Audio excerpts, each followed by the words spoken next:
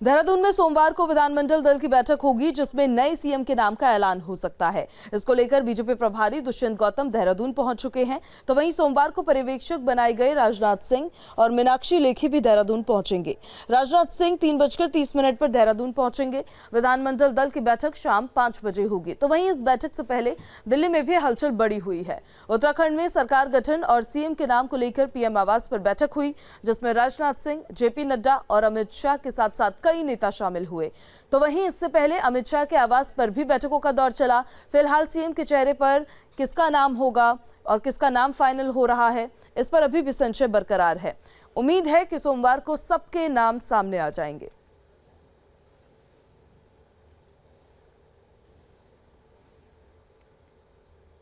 उत्तराखंड में सीएम कौन होगा, इसको लेकर सस्पेंस बरकरार है। हालांकि त्रिवेंद्र सिंह रावत ने खुद इस रेस से अपने आप को बाहर बता दिया है। तो अब सवाल यह है कि आखिर सीएम के नाम को लेकर पेच कहां फंसा हुआ है।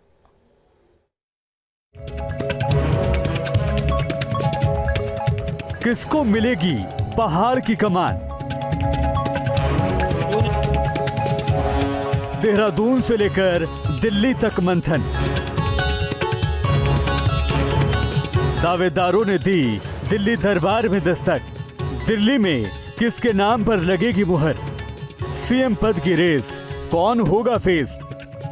उत्तराखंड विधानसभा चुनाव में प्रचंड जीत के बाद बीजेपी के सामने नए सीएम के नाम को लेकर मामला पेचीदा बना हुआ है। बीजेपी आलाकमान इसको लेकर मंथन कर रही है। रविवार को भी दिल्ली में मैराथन बैठकों का दौर चला, लेकिन इन बैठकों में किसका नाम फाइनल हुआ, इस सवाल का किसी ने खुलकर जवाब नहीं दिया। हालांकि इतना जरूर था कि पूर्व सीएम त्रिवेंद्र सिंह रावत ने खुद को इस रेस से बाहर कर दिया।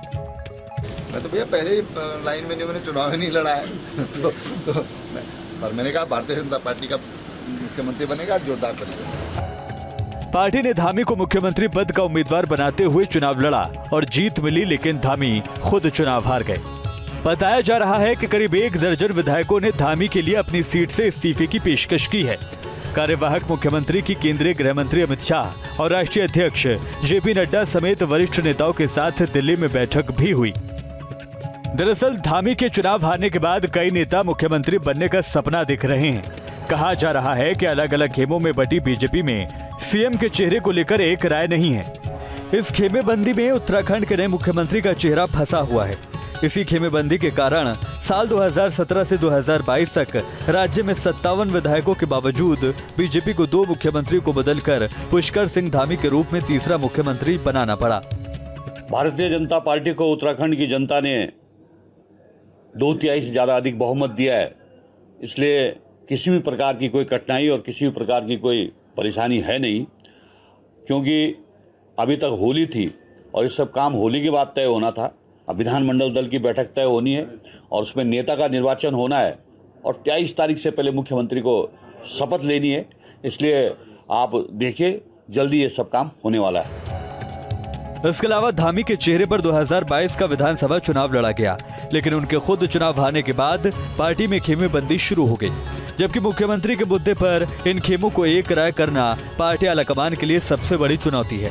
नहीं, देखिए, ये चूंकि हम लोगों की इतनी प्रचंड बहुमत की जीत माननीय प्रधानमंत्री जी के नेतृत्व में हुई है, उसके बाद चूंकि सरकार गठन की प्रक्रिया चल रही है, तो उसमें सभी वरिष्ठ लोगों के बीच में जो है पिछले चुनाव का और सारी चीज़ों का आगे कैसे होना है, उसके संबंध में सारे वरिष्ठ लोग बैठे थे, आपस में चर्चा हुई है और कोई अलग से कोई ऐसी बात नहीं है।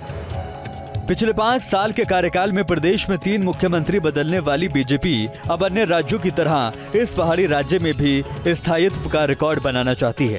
और ऐसे में पार्टी का एक बड़ा धड़ा ये तर्क दे रहा है कि विधानसभा चुनाव जीतने के बाद नेता बदलना सही नहीं है। धामी का युवा होना भी उनके पक्ष में जा रहा है। तर्क ये भी दिया जा रहा है कि अगर मुख्यमंत्री के चेहरे में बदलाव किया जाता है तो प्रदेश के संगठन से लेकर मोदी कैबिनेट तक कई तरह के बदलाव करने पड़ेंगे। फिलहाल दिल्ली में रविवार को बीजेपी आलाकमान के साथ हुई बैठक में सभी बड़े नेता शामिल हुए थे। अब सोमवार को विधानमंडल दल की बैठक होनी है। कहा जा रहा है कि इसमें सीएम के नाम का ऐलान हो सकता है। Team news state.